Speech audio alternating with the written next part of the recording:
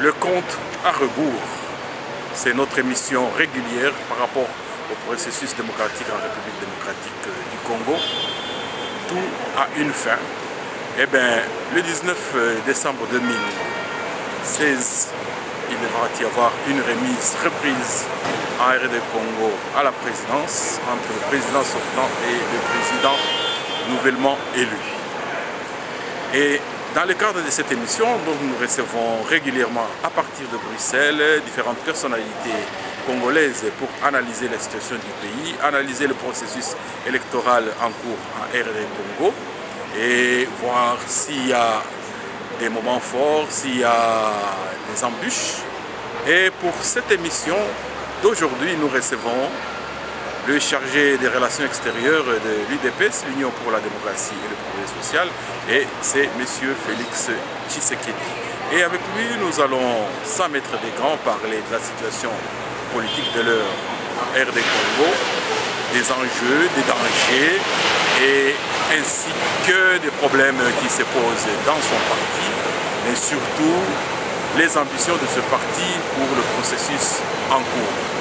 Dans 16 mois, il y aura passation de pouvoir, si on suit le calendrier électoral. Vous y croyez ou vous pensez qu'il y a encore des zones d'ombre ou des nuages au-dessus de la situation politique de la RD Congo? Oui, j'y crois, mais en même temps, il y a beaucoup de zones d'ombre, évidemment, qu'il faut élaguer, ça c'est clair. Mais j'y crois parce que je crois en la force de la volonté et de la vérité. Et je crois que si les Congolais sont unis derrière ce que nous voulons obtenir à travers le dialogue, oui, je pense que nous arriverons à cette échéance dans la paix, dans le calme et avec une procédure à la clé qui soit crédible. Bien, merci Monsieur Félix Tshisekedi pour cette entrée en matière. Vous l'avez déjà souligné, le fameux dialogue qui fait encore couler beaucoup d'encre et beaucoup de salive, nous en parlerons. Mais avant d'y arriver, vous revenez depuis près d'une semaine de la République démocratique du Congo. Est-ce que vous pouvez nous donner le visage du Congo le jour où vous avez pris l'avion pour la Belgique? C'est assez compliqué. Le Congo est un pays, comme on le sait, qui est à la recherche de sa stabilité. Le peuple est dans une situation de misère indescriptible. Donc nous pensons qu'il y a beaucoup de choses à faire et surtout à améliorer parce que ce pays mérite mieux. C'est un pays magnifique qui a un peuple courageux mais malheureusement mal loti pour le moment. Mais nous savons que ce n'est pas son destin, ce n'est pas là son sort. Son sort est de mieux vivre. Voilà. Et à Kinshasa, la capitale où vous avez séjourné, le courant, ça s'est amélioré ou pas? Non, toujours pas, mais je vous dis, les problèmes inhérents à la vie quotidienne sont toujours là, toujours victimes de courant, de coupures intempestives de courant et d'eau. Et pourtant, le régime en place clame haut et fort à qui veut l'entendre la modernité. De vos yeux, vous avez vu cette modernité ou bien non, pas du tout. C'est la poudre aux yeux? Non, c'est pas du tout. Et surtout même la croissance dont on nous chante, les 2 chiffres, tout ça, c'est une chimère. Hein? Donc le panier de la ménagère reste vide, le pouvoir d'achat reste minime, si pas insignifiant. C'est pour ça que je dis qu'il y a beaucoup de choses à faire là-dessus. Ne nous contentons pas de slogans. La réalité, elle frappe directement aux yeux dès qu'on arrive à Kinshasa. Et je vous dis, c'est encore pire à l'intérieur. J'ai eu la chance jusqu'ici de parcourir 5 provinces. Je peux vous dire que nos compatriotes de l'intérieur du pays sont encore plus mal lotis que ceux de la capitale. Monsieur Félix Tshisekedi, il y a un sujet qui défraie la chronique. On vous pointe même partant pour le poste de Premier ministre. Qu'est-ce que vous en dites? Je dis merci à ceux qui me souhaitent autant de chance. C'est vrai que le Premier ministre de Kabila, j'ajoute. C'est totalement faux parce que il n'a jamais été question d'une telle démarche, ni dans le chef de M. Kabila et de ses collaborateurs, ni dans le chef de l'UDPS et de ses membres et des collaborateurs du président Tshisekedi. Donc tout ça n'est que spéculation, due à beaucoup de choses, beaucoup de raisons. Vous savez, la spéculation n'est pas seulement le fait de ceux qui sont au pouvoir, qui par leur service de renseignement désinforment l'opinion, mais aussi, ça vient aussi des soi-disant opposants au régime qui, pour de multiples raisons, pensent qu'il faut diaboliser l'UDPS, il faut fragiliser l'image de son président et de la famille de son président, parce qu'ils pensent que eux pourraient nous remplacer dans le cœur des Congolais. Bon, c'est de bonne guerre, diraient certains, mais nous ne trahirons jamais le peuple congolais. Monsieur Félix Tshisekedi, l'UDPS a des soi-disant opposants qui le combattent. Il a le pouvoir qui le combat. Mais pourquoi est-ce qu'on ne veut pas de l'UDPS? Pourquoi toutes ces attaques de part et d'autre? Mais vous savez, moi je crois que l'UDPS a toujours gêné. Regardez dans son histoire, vous allez voir, lorsque l'UDPS est née, elle est née pendant le règne d'un régime totalitaire. Donc c'était le système de parti unique. L'UDPS est née au cœur de ce système et a combattu ce système. 8 ans plus tard, donc l'UDPS étant né en 82, en 1990, vous savez ce qui s'est passé.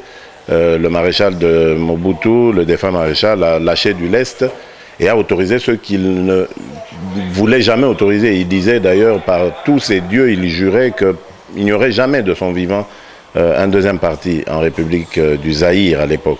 Et il y a eu tout ça. Donc ça a créé peut-être de la frustration dans son camp. Mais aussi de la frustration dans le camp de ceux qui étaient devenus ses opposants. Parce pour des raisons de positionnement, ils trouvaient que la situation de l'UDPS gênait beaucoup leur position et mettait à mal aussi leurs ambitions. L'UDPS étant un gros morceau, donc il avalait tout. Donc je crois qu'on est allé comme ça, crescendo, l'AFDEL est arrivé, l'UDPS a continué, a maintenu de manière constante et permanente son combat, et évidemment tout ça a amené ce que nous connaissons. Donc ça a suscité de la haine chez certains, de l'envie chez d'autres, de la jalousie, ainsi de suite. Bon, voilà, c'est ça le contexte politique congolais, on ne doit pas le nier, nous sommes dedans, on peut le regretter, certes, mais c'est la réalité, on fait avec, on essaye tant bien que mal de tirer notre épingle du jeu dans cette foire-là. Parlons maintenant du dialogue qui s'engage progressivement et timidement avec le pouvoir en place. De sources concordantes, il y a eu une rencontre entre des délégués de l'UDPS et ceux de M. Kabila. Vous confirmez cela? Mais je confirme. Pourquoi devrais-je confirmer quelque chose qui est connu déjà? Donc, je dis, vous êtes une bouche autorisée. Les tractations existent non seulement avec l'UDPS, mais avec les autres. Vous irez dans des autres partis politiques qui ne sont pas du camp de M. Kabila, vous entendrez la même chose. Ils sont aussi en discussion avec les émissaires de M. Kabila. Nous ne sommes pas les seuls. Et donc, oui, je confirme que des tractations, il y en a eu. Et c'était en Italie, c'est cela? La dernière rencontre? L'endroit importe peu. Les discussions, c'est toujours comme ça. Vous savez, les spéculations, oui, c'est en Italie. J'ai même entendu d'autres parler de Luxembourg, et en Italie on disait Rome, d'autres ils disaient Sant'Egidio, alors que ni l'une ni l'autre n'est vrai. Et vous dites quoi? Donc, moi je dis qu'il y a eu des tractations, et voilà, et que nos délégués sont revenus auprès du chef pour faire rapport et voir ce qu'il y a à réserver comme suite à cela. Je préfère me prononcer le moins possible sur ça, parce que par respect d'abord pour ceux qui discutent et aussi pour le processus en question, parce qu'il doit aboutir à un dialogue, et donc moins on en parlera, mieux ça vaudra. Vous savez comment les Congolais se comportent, ou certains Congolais se comportent, donc il vaut mieux en dire moins.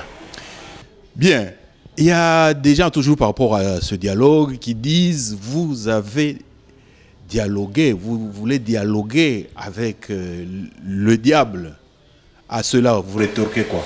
Je rétorque qu'ils ne connaissent pas l'UDPS ni son histoire. Vous savez, j'ai parlé ici un peu du passé, des conditions dans lesquelles est né l'UDPS. Ben, l'UDPS, c'est un parti d'abord qui a choisi la non-violence comme système de combat.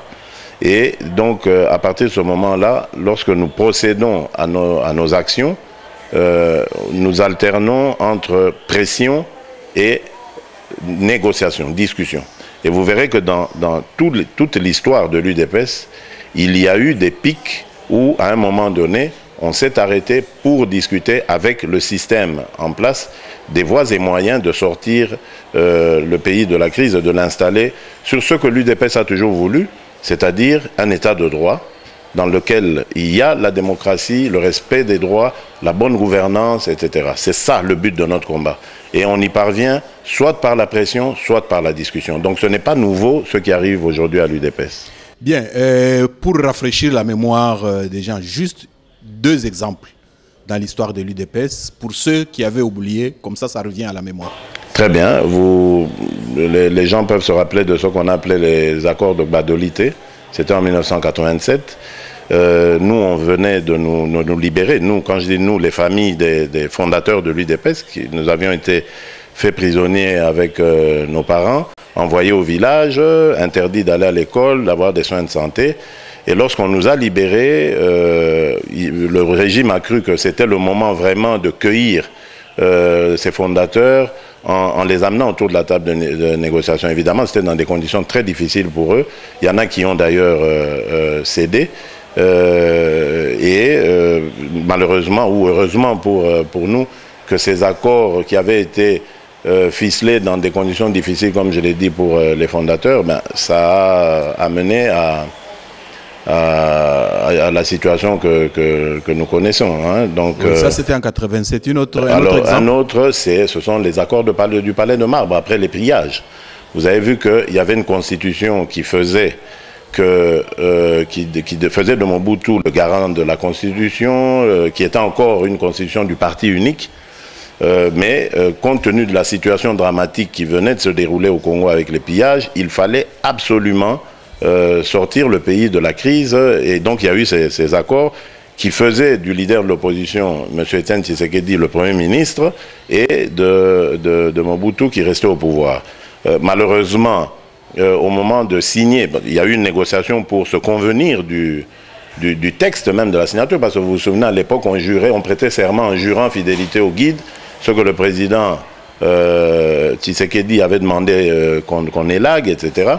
Mais arrivé devant les caméras, sur la table, il retrouve le texte tel qu'il l'avait modifié, avec les modifications. Oui, alors voilà, c'est les fameuses images où il biffe les mentions qui n'étaient pas prévues dans l'accord, et voilà. Donc vous voyez que c'est fait de ça. Donc il y a des pics où il y a une action de pression, ensuite on négocie, etc. C'est comme ça, dans la vie politique non violente, j'allais dire, c'est fait de ça. Regardez dans toute l'histoire des luttes non violentes, vous verrez que c'est fait de ça. Avec Gandhi, à Rangoon, avec Aung San Suu Kyi, voilà, vous voyez, c'est fait d'emprisonnement, et puis pendant qu'il est en prison, ben, on va négocier, et puis ensuite on relâche, et puis ainsi de suite.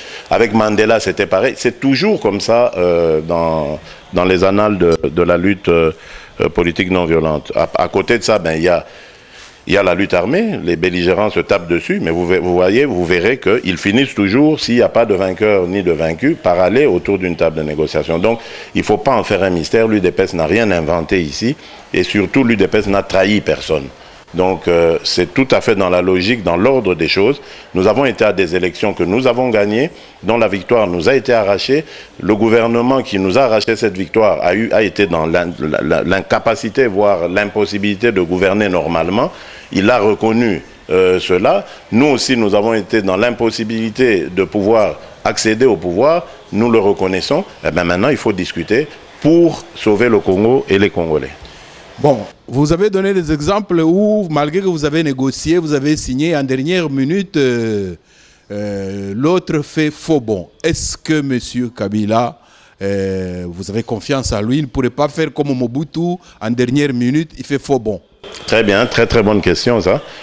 Mais vous voyez que dans les deux exemples que je vous ai cités, il n'y a pas la présence de la communauté internationale. Voilà pourquoi nous accompagnons cette fois-ci de la présence de la communauté internationale. Pourquoi? D'abord parce que dans un premier temps, la confiance est rompue entre nous.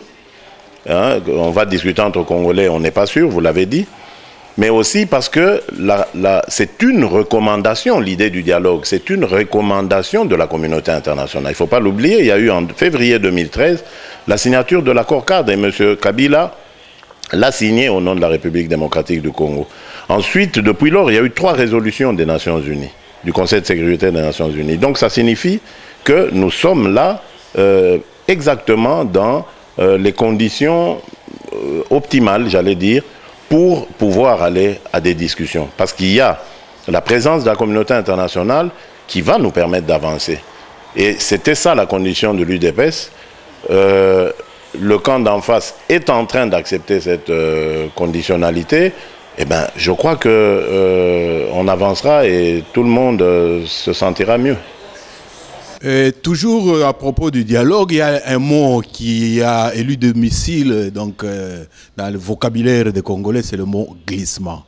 Les gens disent, en acceptant de dialoguer avec M. Kabila, l'UDPS offre à son régime la possibilité de glisser, d'aller au-delà de certains délais constitutionnels. Ce dialogue a-t-il une ligne rouge ou vous allez dialoguer jusqu'en novembre-décembre 2016? Oui, c'est très bien, Cheikh Fita. Vos questions sont très très intéressantes. Si vous regardez dans notre feuille de route, nous proposons un dialogue d'une durée de 10 jours. Manifestement, nos amis d'en face ne le rejettent pas. Ils trouvent cela raisonnable, on verra bien en fonction du contexte. Mais il faut quand même parler de ce fameux glissement. Moi, j'ai très peur de la situation actuelle parce que je crains qu'elle ne risque de ressembler à celle de 2005. Souvenez-vous, moi d'ailleurs, j'en sais quelque chose. J'étais dans les rues de Kinshasa où, pour la petite histoire, j'ai failli même me faire... j'ai failli être abattu, on a tiré sur moi, mais Dieu merci, j'ai eu la vie sauve. Je me souviens encore que la tension était tellement montée, on parlait même de machettes de marque Tramontina qui avaient disparu, des magasins, etc.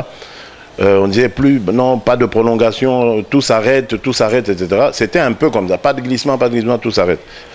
Et finalement, on a eu l'effet contraire. Parce que le régime en a profité, il a manipulé la communauté internationale en disant, vous voyez, les machettes ont disparu, les gens sont déterminés à tout casser ici, à tout découper, donc il faut faire attention, il ne faut absolument pas que tout s'arrête, il faut continuer, etc. Et on a eu toute la communauté internationale contre nous. C'est pas pour ça que j'explique le glissement, non, absolument pas, je tiens à le dire d'emblée, je ne veux pas du glissement. Mais maintenant, il faut le savoir, le glissement, s'il arrive, l'UDPS n'en est pas responsable. Nous n'avons pas géré du tout ce mandat ici, politique qui arrive à la fin. Donc nous ne pouvons pas être comptables de ce bilan. Ce n'est pas possible. Et nous demandons un processus électoral qui soit totalement crédible. Pour ce faire, il faudrait que nous analysions experts contre experts, ainsi que les experts internationaux, ensemble, la situation pour avoir un processus électoral qui soit crédible et qui permette au bout du compte, ce qu'on a dit ici, l'alternance. Donc un président qui sort et un qui rentre. Donc c'est cela. Et c'est très difficile aujourd'hui de se prononcer par rapport au glissement en novembre 2016. Et c'est pourquoi nous avons pris des précautions à l'UDPS en disant, oui, c'est ça qui intéresse. Passer un certain délai, oui. Moi je le situe à septembre, mais sans être un expert en matière électorale. Donc on verra, on consultera au moment venu, d'ailleurs c'est l'occasion. Donc le mois prochain.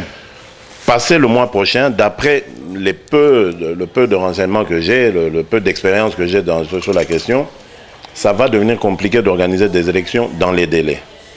À ce moment, même celles de... Non, nous pensons, nous, ici, aux présidentielles et aux législatives. Parce que les actuelles, je crois que c'est uniquement, ça risquerait d'alourdir la machine. Les locales, n'en parlons pas. Il y a une montagne de contraintes, montagne de préalables à réaliser avant d'y aller.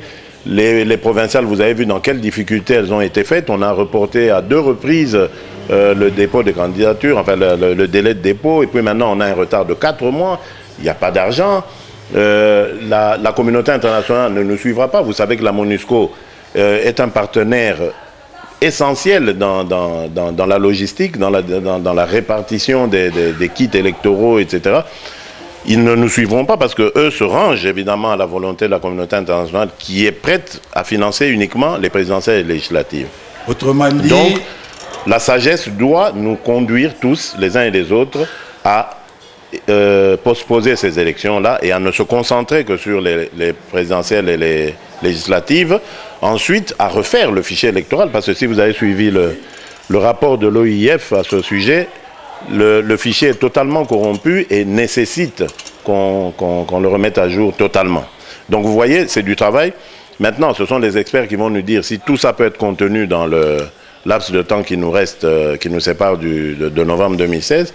Et voilà, on verra. Donc pour le moment, ça ne sert à rien de faire paniquer les gens, ça ne sert à rien de monter la pression au point de d'offrir une occasion au régime de dire, mais attention, au nom de ceux qui risquent d'arriver, ben, nous on reprend la main, on reprend les choses par la force et tout ça. Non, il faut aller crescendo en ayant confiance aux uns et aux autres, et surtout en la communauté internationale qui veut nous accompagner là-dedans.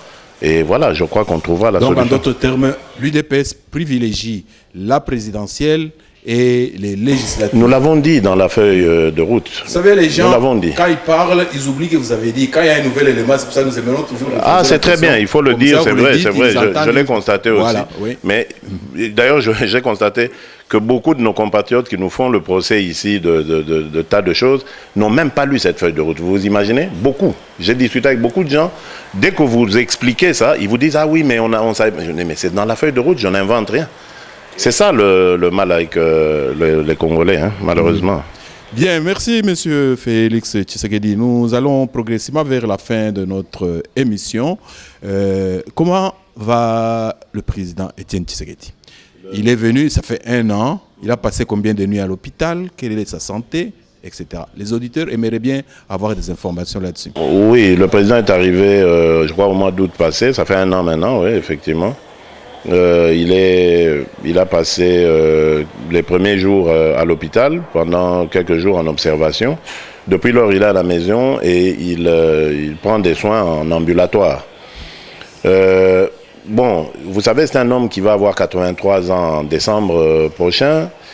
Ce qui peut être chez un jeune homme de 20 ans assez récupérable dans la semaine, dans le mois ou quoi, chez lui, ça prend plus de temps. Donc, c'est quelqu'un qui a eu à faire face à beaucoup de chocs, d'émotions.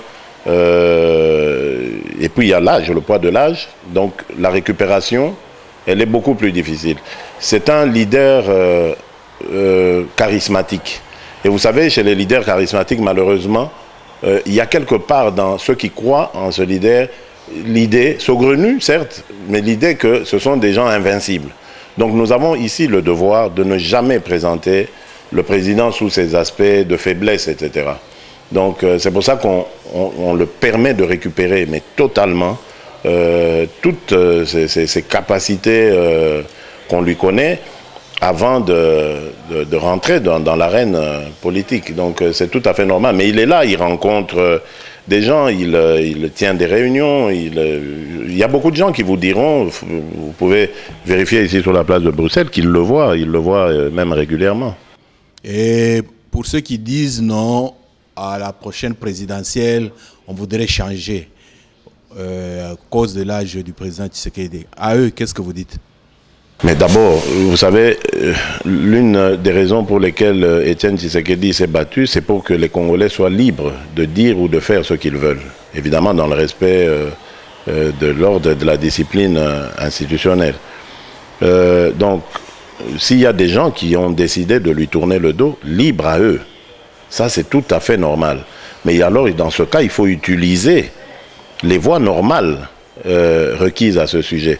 Pas aller dans les médias, pas se déguiser derrière des sous-fifres, les manipuler, hein, et faire croire que ce sont des cadres qui ont fait, alors que ça n'a rien à voir de cadre du tout, ce qu'on a vu là, parce que cette liste, je crois que vous comprenez ce que je veux dire, n'est composée que de gens qui ne sont plus au parti, d'autres sont inconnus au parti. Pour être un membre de l'UDPS reconnu et pouvant avoir voix au chapitre, si je puis m'exprimer ainsi, il faut être en ordre de cotisation, il faut avoir sa carte de membre et il faut participer régulièrement aux réunions. Aucun de ces cadres ne le fait. Donc, ça, c'est de l'habillage. Ça, c'est ce qui est vraiment regrettable, de voir des gens qui ont, pour certains d'entre eux, par le passé, donné beaucoup de leur vie, hein, pour notre cause, commencer à cracher comme ça dans la soupe, c'est regrettable. Celui qui veut concurrencer Etienne Tshisekedi pour le leadership du parti, mais il est le bienvenu au congrès du parti, au moment où on va se prononcer sur cette présidence des 5 prochaines années, mais que celui qui veut vienne poser sa candidature.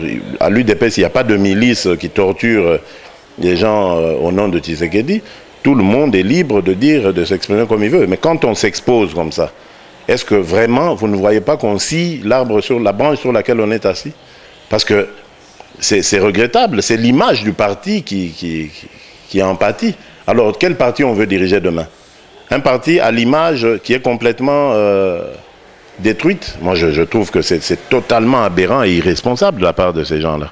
Vous êtes entré en fait dans un sujet que j'aurais dû introduire, mais c'est bon. Ils s'enorgueillissent, c'est ça qui est dommage. Ils s'enorgueillissent de faire ça.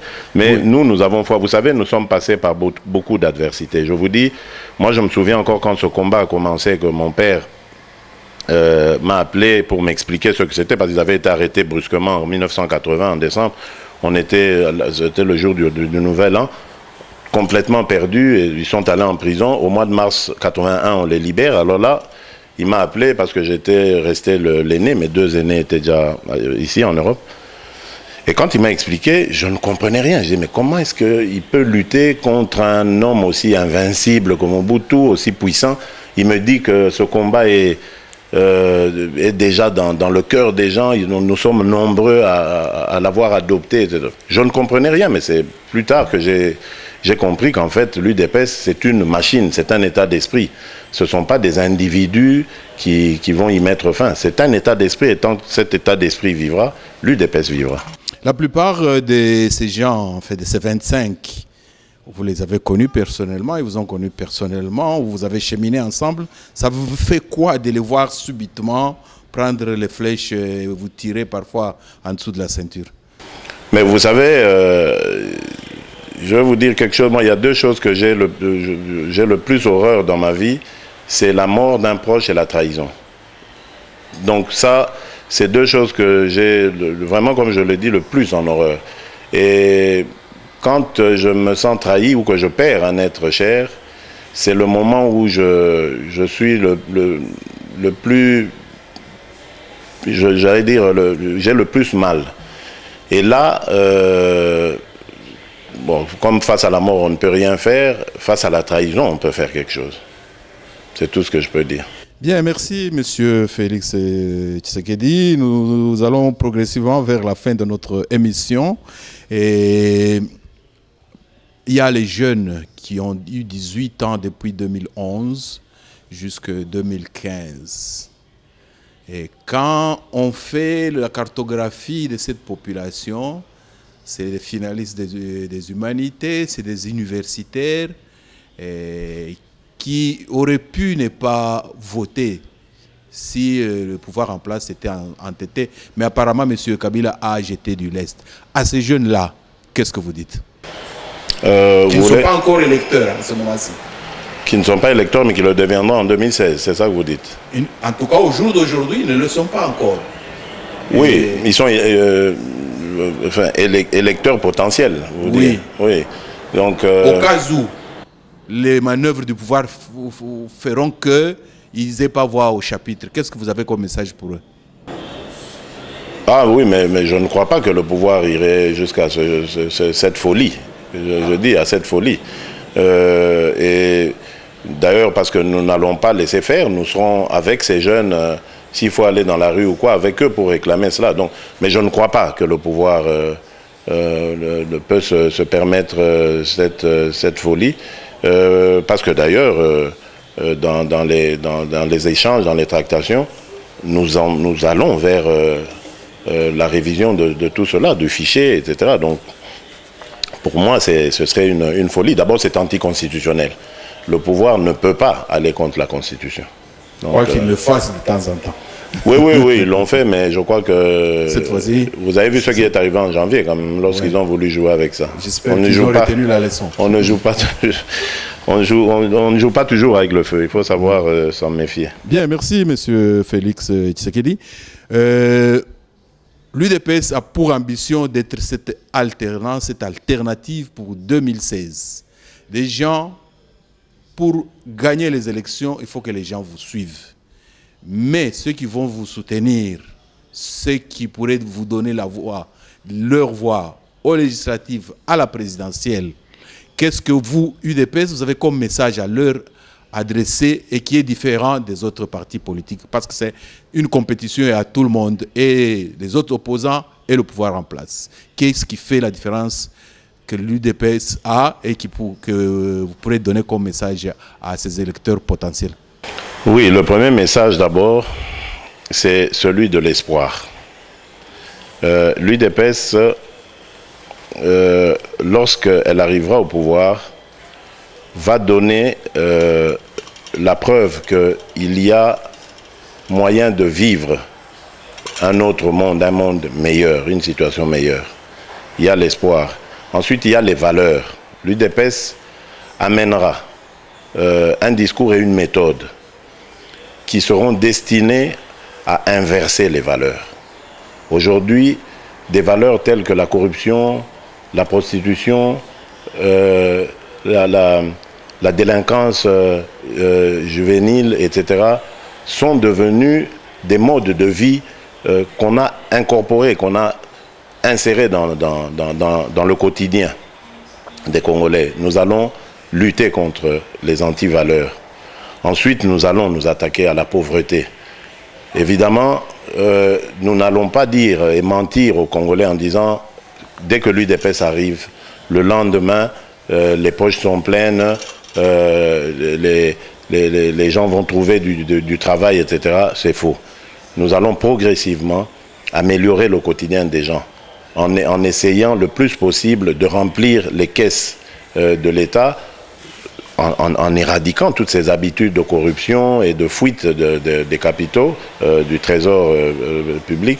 Donc on va tout ramener et essayer petit à petit d'améliorer la vie des gens, de rassurer le contexte économique, hein, de mettre à l'aise les investisseurs, de favoriser comme ça le climat des affaires, afin qu'on ait beaucoup d'investisseurs qui viendraient créer des emplois et qui paieraient des salaires décents à ces hommes et ces femmes. Parce que ce qui est détruit au Congo, c'est la cellule familiale qui est détruite.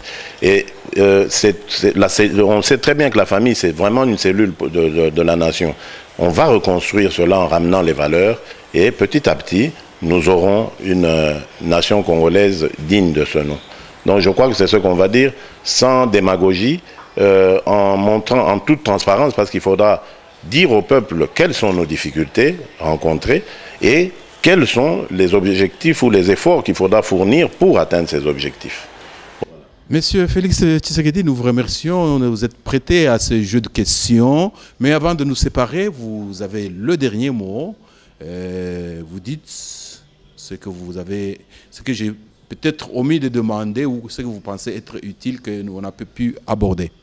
Non, je suis très satisfait de l'émission. Les questions sont de très bonne qualité, mais Cheikh Fita, on le connaît, sa réputation le précède. je voudrais simplement dire quelque chose qui personnellement, moi, ne me dérange pas parce que je suis dans la politique depuis longtemps. Les coups bas, les méchancetés, les trahisons, je connais. Astérix, vous êtes né pratiquement. Voilà, comme Obélix, oui, je suis tombé dans la soupe depuis que je suis né. Mais c'est pour ceux qui nous entourent, ceux qui nous aiment, surtout ceux qui grandissent, nos enfants et autres, qui ne comprennent pas cette bestialité, j'allais dire, auquel ça donne avec plaisir certains de nos compatriotes. Je voudrais simplement dire que ils ne nous auront pas là où ils nous attendent. L'UDPS ne trahira pas. Étienne Tshisekedi ne trahira pas. Et encore moins Félix Tshisekedi. Nous allons combattre le mal qu'il y a dans ce pays par la non-violence. Nous allons essayer d'avancer tout doucement vers ce qui a été toujours le rêve des pères fondateurs de l'UDPS, c'est-à-dire un état de droit tel que le mérite le Congo et les Congolais, un état de droit dans lequel les fils et les filles du Congo vont bien se sentir et se sentir fiers d'être Congolais, un état de droit qui garantira les droits et les libertés à chacun. Pour ça, nous sommes prêts à aller n'importe où. Nous n'allons jamais, mais alors au grand jamais, nous départir de cet objectif, de cette mission que nous croyons être la nôtre. Voilà, je vous remercie. Monsieur Antoine Félix Tshisekedi, nous vous remercions pour cette émission et nous remercions également notre réalisateur, Monsieur Gérard Kanabassao, sans qui ces images ne seraient pas arrivées chez vous. Amis congolais, amis lecteurs, amis téléspectateurs, ça a été un plaisir de nous accueillir chez vous. Nous vous demandons d'être davantage fidèles à nos émissions qui vous ouvrent l'esprit par rapport aux enjeux de l'heure, par rapport à ce compte à rebours et pour lequel tout Congolais souhaite que fin décembre, il y ait une passation de pouvoir en RD Congo entre le président sortant et le président élu. Pour notre invité d'aujourd'hui, ce président élu serait un président issu des rangs de l'UDPS. Encore une fois, merci pour votre attention et à la prochaine.